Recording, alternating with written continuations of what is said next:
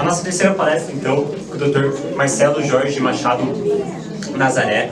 Ele é psiquiatra e psicoterapeuta, homeopata, membro titular e professor do Instituto Hahnemanniano do Brasil e do Instituto Biofal do Brasil. Também orador e médium espírita desde 1991. Muito obrigado, doutor, que veio de Atibaia também, né? Itatiba, eu sempre esqueço, peço desculpa de novo. A prestigiar o nosso evento. Muito obrigado.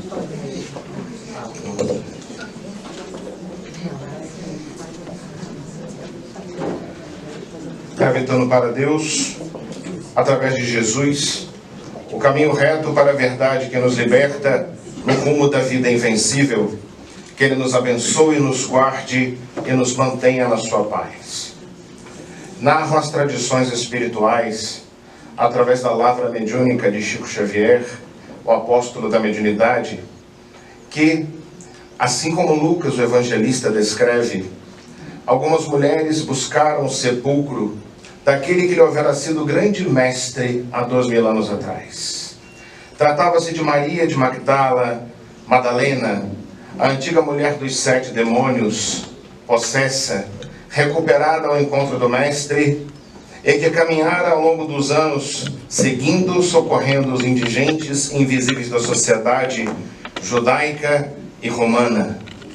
Joana de Cusa, a antiga esposa do intendente Cusa de Herodes Antipas, e Maria Marcos, mãe de João Marcos, que seriam dos evangelistas do século II. Aproximando-se do sepulcro de José de Arimateia, encontraram a pedra removida após o 3º dia, e adentrando-se estupefatas, deram-se conta de que ele não estava mais lá. Correram assustadas. Narra a história que Maria de Magdala lhe permaneceu com uma tristeza profunda que lhe tocava as entranhas. E então um anjo luminoso aproximou-se dela ao lado de um outro, da mesma forma radiante, como está escrito no Evangelho, e lhe indagou: por que procurais vós entre os mortos aquele que vive? Tomada de espanto adiante, ela observou um homem singrando o pequeno monte adiante, correu na sua direção, achando tratar-se de um jardineiro. Aproximou-se dele, e quando então procurava indagar acerca do seu mestre, do seu Rabboni, ela olhou para aquele homem singular, que andava de forma elegante, sem nenhuma afetação, e quando buscou para perguntar sobre seu Rabboni, ele virou-se para ela e ela constatou: mestre querido.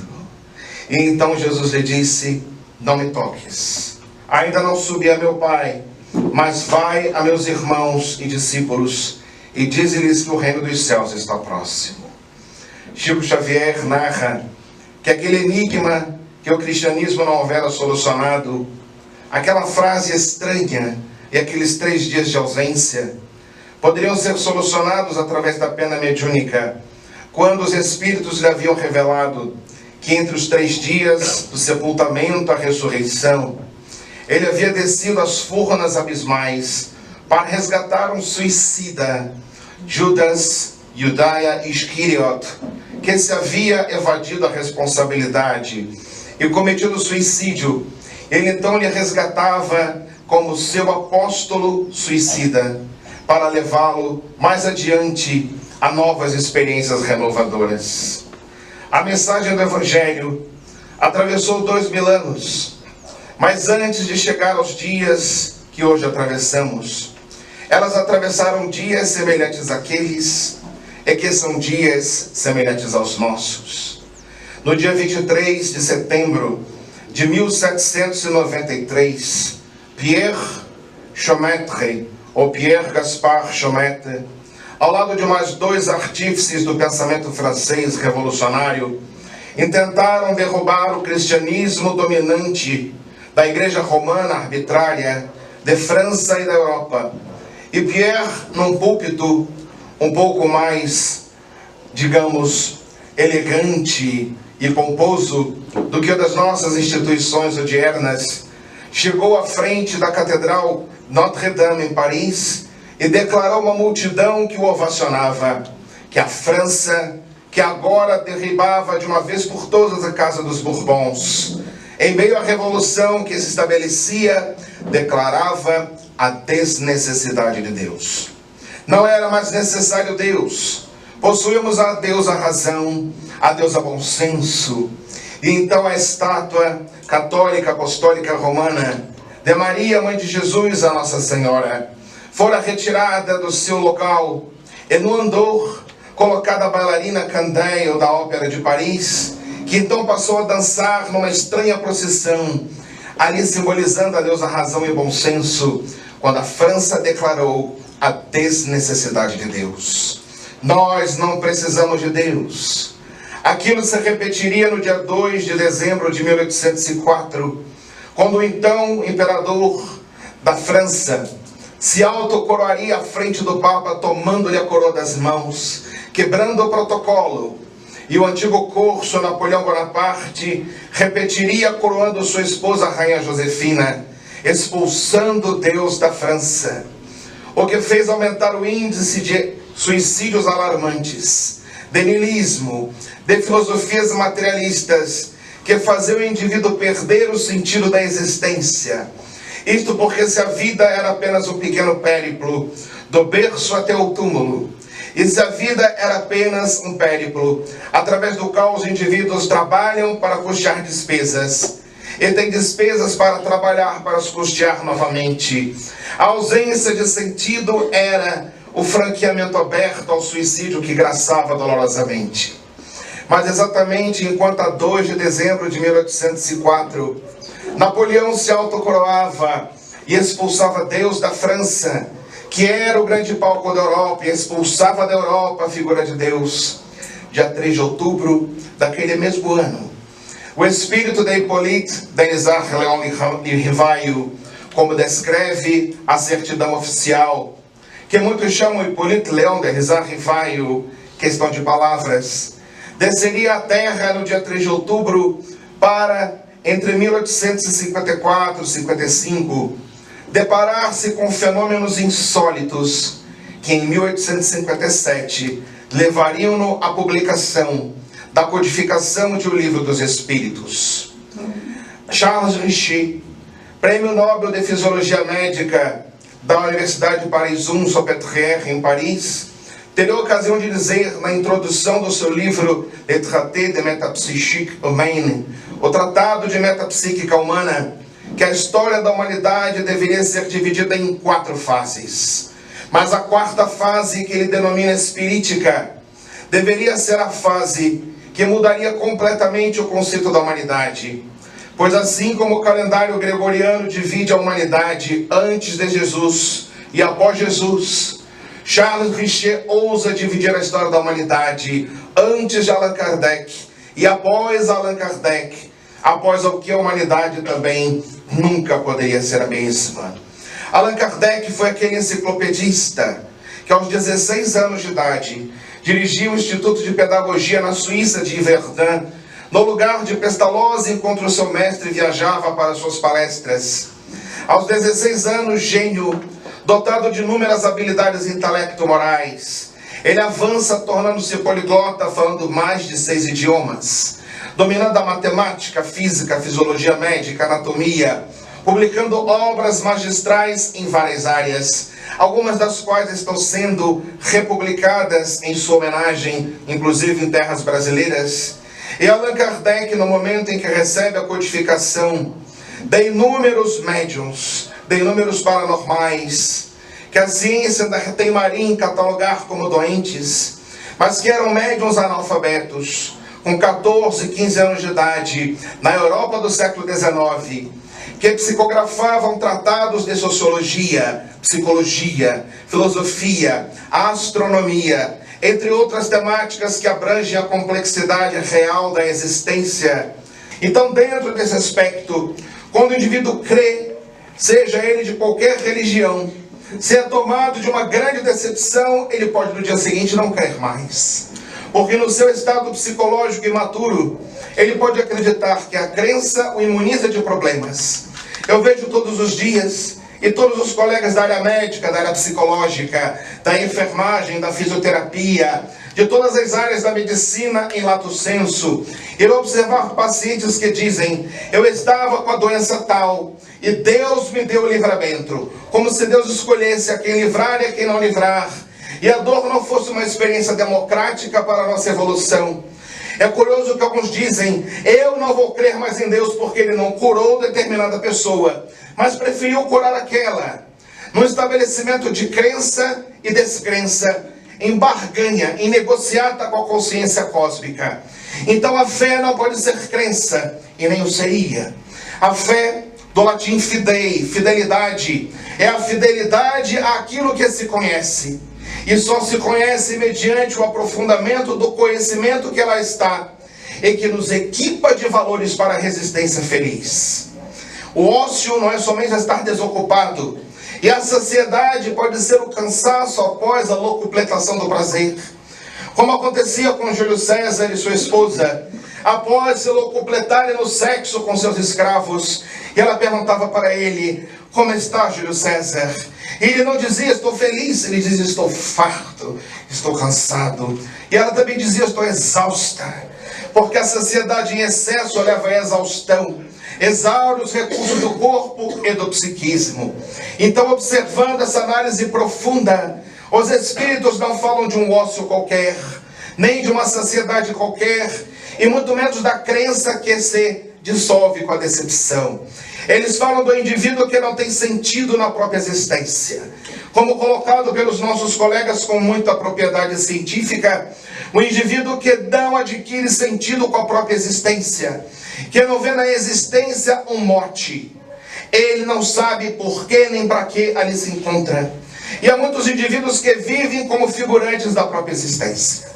Vivem como parte do cenário. Alguns preferem ser cenários da história de uma outra pessoa e vivem constelados àquela pessoa sem saber porquê. Outros são figurantes, melhoram um pouco a situação. Mas poucos são os indivíduos que se sentem sujeitos da sua própria história, que refletem todos os dias qual a finalidade principal de acordar naquele dia e permanecer na luta. Há indivíduos que se saciam, mas quando se saciam se enfadam, se enojam, porque a saciedade não é verdadeira e legítima, é apenas um entupimento emocional de alguma coisa que vai suprir aquilo que o indivíduo verdadeiramente deseja e que não consegue lograr. Como, por exemplo, nos casos da dependência química, da dependência sexual, das drogas aditivas, como o Dr. Aaron Buck descreve, quando o centro cerebral de recompensa, eliminando dopaminas, encefalinas e outras substâncias, dá ao indivíduo uma sensação de prazer momentâneo por haver se mal educado a utilizar a droga, o sexo, o jogo compulsivo, entre outras modalidades, estabelecendo um feedback e uma posologia que cada vez o abisma mais na degradação de si mesmo. Mas aquele que busca um sentido para a existência e que o tem, não tem razões para a desistência. É assim que vemos pessoas como Irmã Dulce, como Madre Teresa de Calcutá, como Mohandas Karamchand, como Mandela e outros indivíduos que suportaram verdadeiras torturas existenciais, como o admirável Viktor Frankl, psiquiatra, psicoterapeuta judeu, que foi colocado em Auschwitz III, em Birkenau, e sofreu tormentos indescritíveis. Enquanto estava em Birkenau, ele refletia sobre a sua teoria psicológica e a logoterapia, e aplicava a sua técnica com seus irmãos judeus, que elas encontravam para o martírio, para o holocausto, e utilizando-se da técnica que havia teorizado sobre a busca de um sentido para a própria vida, ele saiu de Auschwitz com sanidade emocional e espiritual, conduziu muitos judeus ao mesmo caminho, publicou obras, tornou-se célebre, deixou várias palestras que se encontram no YouTube ainda hoje, para serem compulsadas, mostrando que o indivíduo que procura um sentido dentro de si próprio, ele logra vencer as batalhas da vida com galhardia, pois que ele se robustece na medida em que luta e vence as etapas da existência, ainda que tropece aqui ou ali, porque imperfeito e incompleto, é natural que as pequenas sombras do inconsciente, ainda não tornadas lúcidas pela psicoterapia da vida, façam com que o indivíduo encontre-se muitas vezes a braços com dificuldades. Mas Allan Kardec, muito antes de Freud, muito antes de muitos colaboradores extremamente respeitáveis da psicologia, logrou perguntar aos espíritos naquelas questões: qual a razão do desgosto da vida? A razão para o indivíduo buscar o suicídio? E os espíritos foram muito claros, através de médiuns analfabetas de 14 anos, de que muitas vezes, na maioria dos casos, os indivíduos que se suicidavam estavam loucos e, portanto, não poderiam apresentar culpabilidade do ato, de tal modo que o inferno, apregoado por determinadas religiões, perderia o sentido na medida em que o indivíduo menos culpado é pelos atos que executa sem lucidez consciencial daquilo que exerce.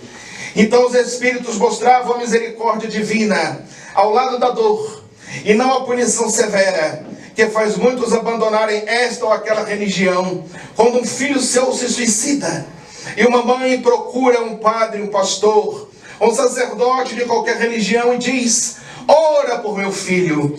E aí o sacerdote diz: não oro porque ele está no inferno, e no inferno ele não terá salvação, e quando você for para o céu, você se esquecerá que ele existiu para não sofrer a sua ausência. E aí Deus passa a ser pior do que a nossa natureza humana. Muitas mães se evadem da fé, fogem das igrejas, alguns pais igualmente, mas o mesmo sucede a tantos outros que encontram em igrejas dominadoras com pensamentos arbitrários um Deus que dá a vida, mas que julga com arbitrariedade pior do que o nosso orgulho e a nossa presunção. Então Allan Kardec, quando trouxe o Livro dos Espíritos e desfraldou a bandeira da imortalidade, ele mostrou com as técnicas apropriadas e científicas, dentro da metodologia cartesiana, com reprodutibilidade do feito, que os espíritos não eram imaginações, eles não eram delírios, eles não eram alucinações visuais, auditivas, escritas dos supostos mortos através de esquizofrênicos. Ainda se vê muitos colegas hoje insensíveis culturalmente a essas questões. Quando nós vemos, por exemplo, no hospital da USP, na capital de São Paulo, observamos em várias universidades nos Estados Unidos vários notáveis cientistas estudando a imortalidade, estudando a mediunidade e mostrando inclusive com ressonância magnética, com tomografia de emissão de pósitrons, as alterações de emissão do córtex cerebral durante o transe mediúnico, e diferenciando o doente mental puro de um médium sem adoecimento psíquico, de um médium em perturbação psíquica, e da população controle desprovida de mediunidade e de patologias mentais. Então nós temos uma grande, vasta possibilidade de estudos, e a insensibilidade cultural prefere dizer: não acredito, então não vou estudar. É como vimos no ano de 88, quando a acupuntura tornou-se especialidade médica pelo Conselho Federal de Medicina. Em 1980, antes um pouco, a homeopatia. Ainda há indivíduos que dizem: eu não creio em homeopatia, eu não creio em acupuntura. Seria o mesmo que eu, homem, dizer: não acredito em ginecologia por não ser portador do órgão e não precisar daquela especialidade médica.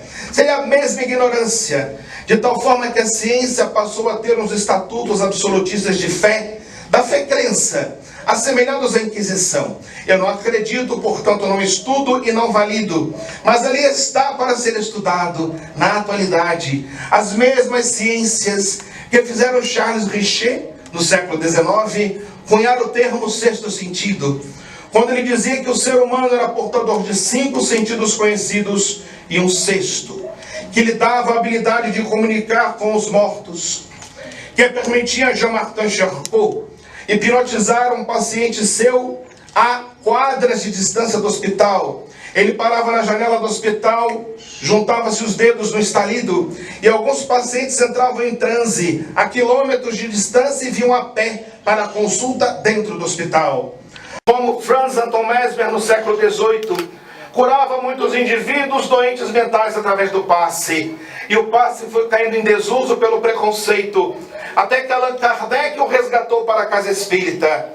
E ainda não valorizado, ganhou o braço dos mercenários, que agora o vendem com outros nomes sofisticados, de preferência em inglês, o egípcio, porque passe é um nome muito simples, então não deve funcionar. Mas o bom é um nome chique, exótico, porque nós gostamos é do exótico, e de preferência que pague bastante. Mas a técnica de Mesmer, que aí está democrática para todos, caiu em desuso. Todos os estudos referentes a essas ciências vêm ratificar e confirmar aquilo que no livro dos Espíritos defraudou a bandeira da imortalidade e a bandeira da consolação. Se nossos irmãos, é verdade, trouxeram estatísticas alarmantes, porque desde 1996 até 2012, segundo a Organização Mundial de Saúde, a depressão aumentou 507% no planeta. E só 16% procuraram um psicólogo ou um psiquiatra para desabafar das suas questões, o que é muito grave. Apesar das estatísticas dolorosas, do cenário dantesco da depressão, a visão espírita do suicídio traz sim todas as consequências naturais de todos os indivíduos que se automutilam e abandonam a existência antes da hora aprazada pela divindade, pois que existe uma hora exata para que partamos deste mundo e não nos pertence a nós calcular essa data. Mas, com a doutrina espírita, muito mais do que a dor, o amor, o consolo, a renovação veio dizer que eles sobrevivem à morte. Eles irão sofrer um pouco as consequências, mais ou menos de acordo com a consciência do que cometeram, da deliberação dos seus próprios atos, do estado de sanidade ou insanidade mental. Há atenuantes e agravantes, pois que se uma mãe que perde um filho tem piedade do seu filho suicida, com que piedade Deus, o Criador incriado, o Pai e Mãe de todos nós, não nos olharia com a mesma ou com superior piedade? É assim que Chico Xavier, então, corroborando as pesquisas de Leon Denis no século XIX, e de Hermâncio Defoe, trouxeram conhecimento, por exemplo, de que o mesmo Judas Iscariot, que se havia suicidado pela culpa, pelo remorso, adoecido psiquicamente no estresse pós-traumático gravíssimo, perdendo aquele que mais amava da forma mais infamante, crucificado e chibatado. O direito romano descreve que nunca na história se cometeu um erro tão grave em Roma quanto condenar 2 vezes um homem por um único crime que ele não havia cometido, porque Jesus é chibatado e depois é levado à cruz. Pôncio Pilatos tenta manejar para não crucificá-lo porque não havia motivo, mas no momento em que coloca Jesus ao lado de Barrabás, que do hebraico Bar-Abás, filho do Pai, filho de Deus, coloca o filho do homem ao lado do filho de Deus, e a população possessa escolhe Barrabás, a liberdade, e crucifica o divino amigo. Judas não suporta aquela cena. Todos os seus planos são em vão. Ele busca os sumos pontífices para devolver as 30 moedas de prata. E eles jogam no chão e dizem: "Isto é contigo." E depois constroem um campo de sangue para enterrar outros mortos. Judas enlouquece de dor. É o estresse pós-traumático intenso. Perde a sanidade e enforca-se. Abandona a existência. Naqueles 3 dias, Jesus desce às furnas. Absorve átomos potencialmente letais em seu campo vibratório.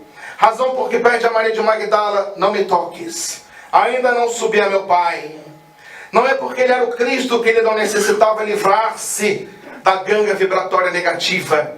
E no momento então que Maria de Magdala vai levar a notícia, ele verifica que Judas não o reconhece nas esferas inferiores, onde se debatia em agonia, ainda ser viciado por espíritos inferiores, que ele tomava a consciência nas tentativas raras de lucidez. Mas mais adiante, quando sua mãe, Maria de Nazaré, que estava morando agora em Éfeso da Jônia, atual Turquia, e o promontório onde ela vivia lá está ainda para visitação até os dias atuais, se essas guerras não destruírem, evidentemente, lá está.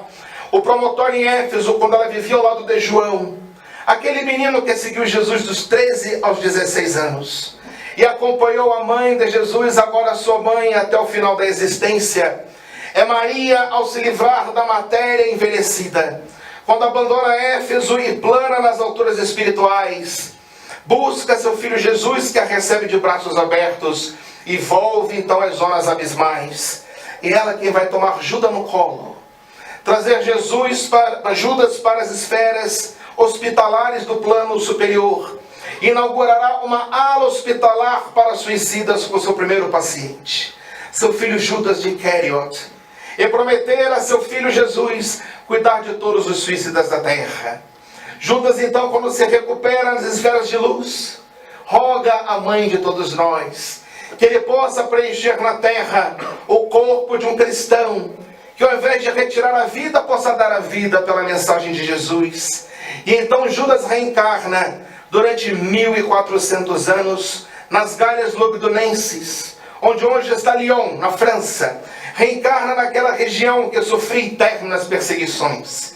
E ele morre diversas vezes, ora queimado, ora com os leões, na infância, na adolescência.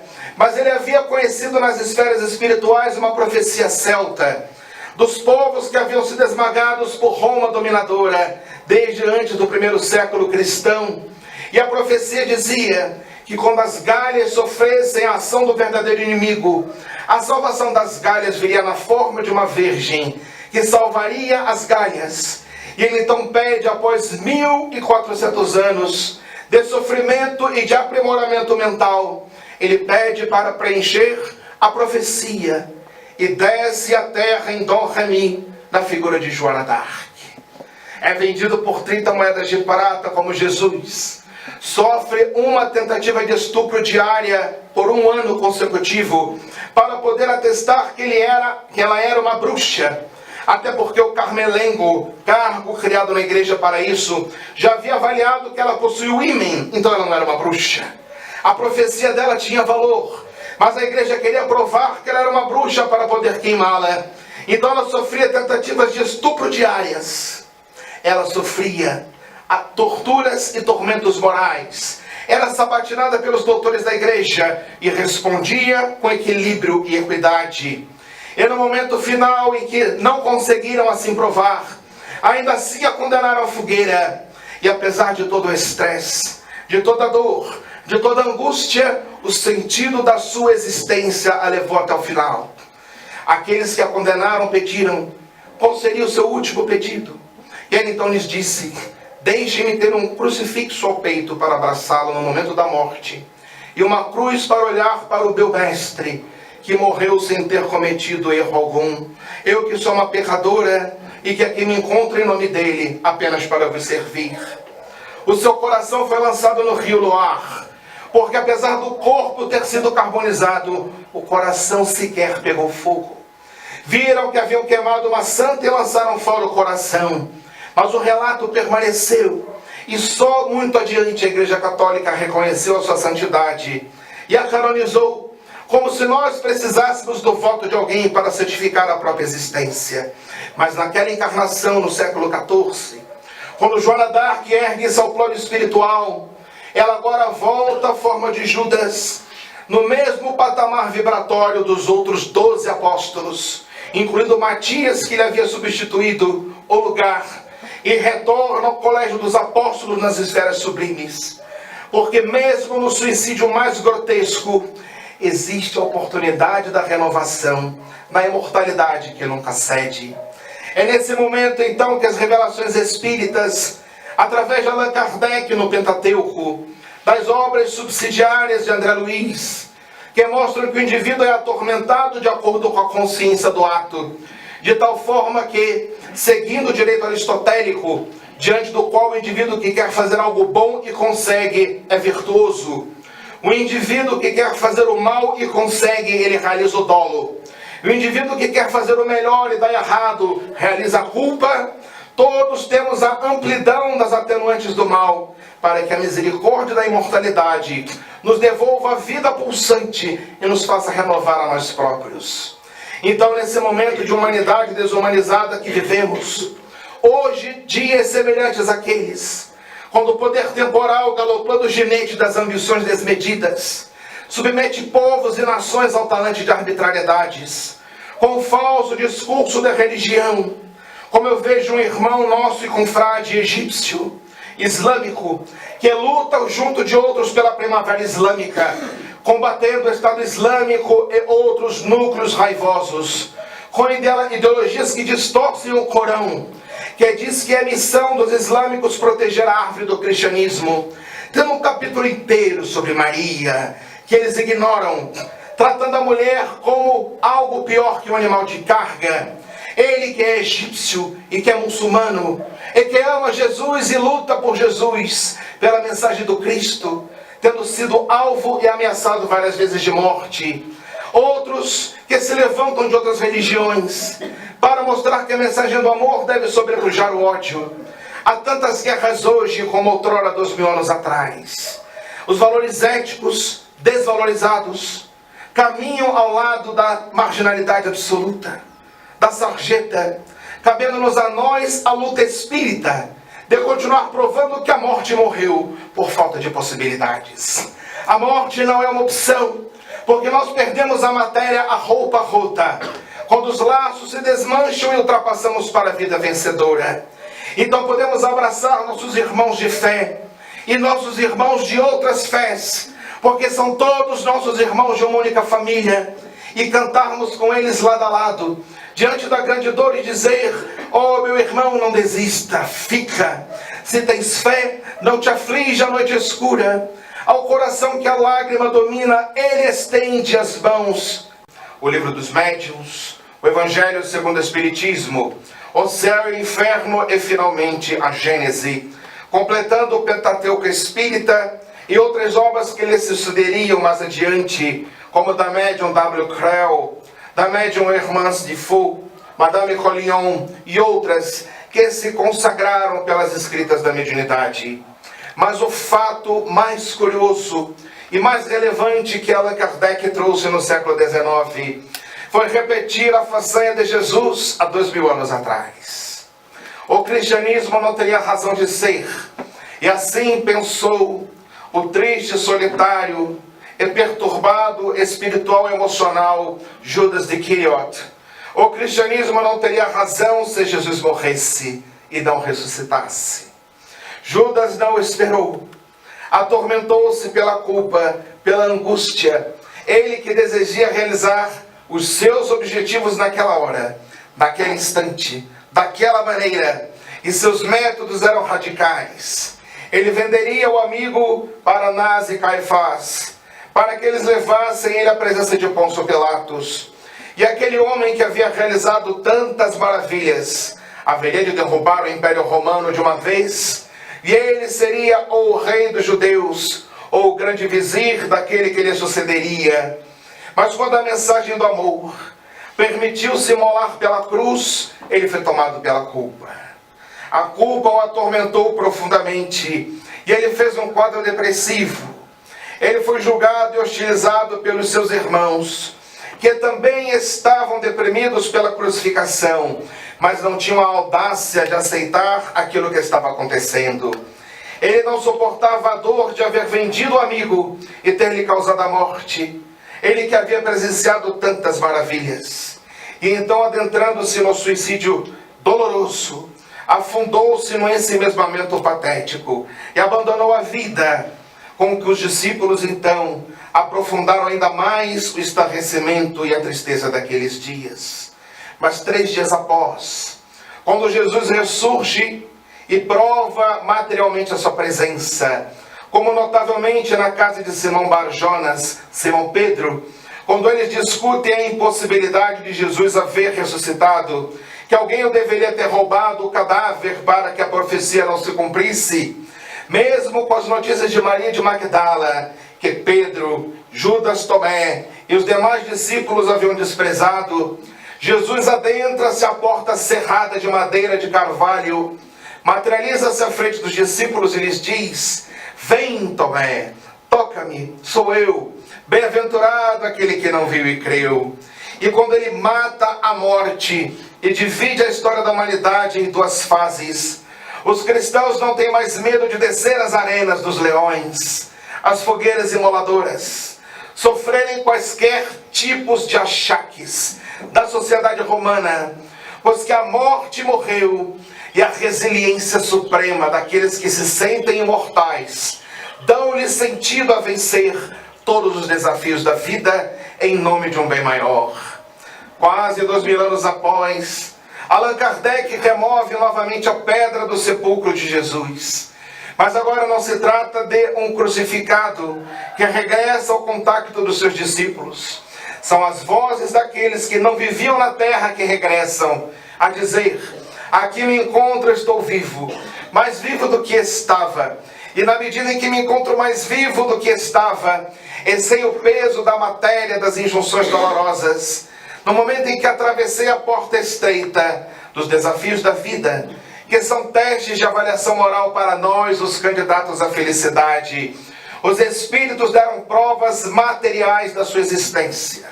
E através das provas materiais, sepultaram a morte em definitivo, a partir do que muitos antigos espíritos que se encontravam à beira do suicídio durante o seu périplo carnal, com o simples contato com o livro dos Espíritos, como narram algumas histórias, detiveram-se do caminho triste do suicídio. Allan Kardec narra as tradições. Certa feita recebeu um volume do livro dos Espíritos velho, sujo, semi-rasgado, daqueles livros que são surrados de tanto serem utilizados, com uma pequena carta de um homem que se iria jogar de uma ponte para suicidar-se, mas encontrou ali o livro largado. E no momento em que pegou o livro, viu que havia uma dedicatória na contracapa: esse livro me salvou, espero que ele salve também. E o homem, então, tomado de estranheza, leu o livro. E enquanto lia o livro, o desejo do suicídio foi desaparecendo, porque ele percebia que a vida não causava derrotas e nem vitórias. Todos os seres nascem invencíveis na sua própria estrutura intrínseca, através da imortalidade, mas só ganham as láureas da aventura aqueles que enfrentam com coragem moral todos os desafios que a existência lhes apresenta, para vencerem-se a si próprios e não competirem com o mundo exterior. Allan Kardec, então, teria ocasião, na quarta parte do Livro dos Espíritos, livro completo de filosofia, de ciência e de religião, que apresenta 4 partes, a quarta delas, o livro das esperanças e das consolações. No capítulo 1, questões 943 a 957, ele pergunta aos espíritos na questão 943, qual a causa do nascimento de tamanho desgosto do indivíduo, sem razões plausíveis, entre vírgulas destacadas, que o faz ser atormentado e tomado pelo desejo de abandonar a existência. Os espíritos, em 2 parágrafos, descrevem a situação. E no primeiro parágrafo eles são muito sucintos e diretos, com o espírito de síntese que lhes era peculiar, mostrando 3 fatores preponderantes que levam o indivíduo a desgostar-se da própria existência. Eles descrevem o ócio, eles descrevem a saciedade e eles descrevem a falta de fé. Mais adiante eles desdobram no parágrafo abaixo essa tradução, que parece tosca, resumida, dizendo que o suicídio é algo dos ociosos, dos saciados e daqueles que não têm fé. Mas é necessário adentrar o entendimento daquelas palavras. Nós que estamos afeiçoados à preguiça de estudar, e que, embora falemos o idioma pátrio, não o falamos fluentemente, para compreender as entranhas das palavras e retirarmos os sentidos que nelas estão ocultos. Mas os Espíritos então descrevem abaixo que não se trata de uma ociosidade qualquer, nem de uma saciedade qualquer, nem de uma falta de fé, crença, porque há indivíduos que confundem fé com crer. Nós temos crenças em diversas coisas. Uma das psicólogas admiráveis do nosso país, Dona Maria Aparecida, descreve num livro chamado O Pensamento Sistêmico, que o indivíduo antigamente dizia que era necessário ver para crer. E ela, com pesquisas psicológicas, descreve que o indivíduo primeiro crê para depois ver. E nós só vemos aquilo em que cremos. Todos nós temos paradigmas, sistemas de crença pessoal que desenvolvemos ao longo da educação desde a infância. Então estamos habituados a só crer e a partir daquilo estabelecer aquilo que somos capazes de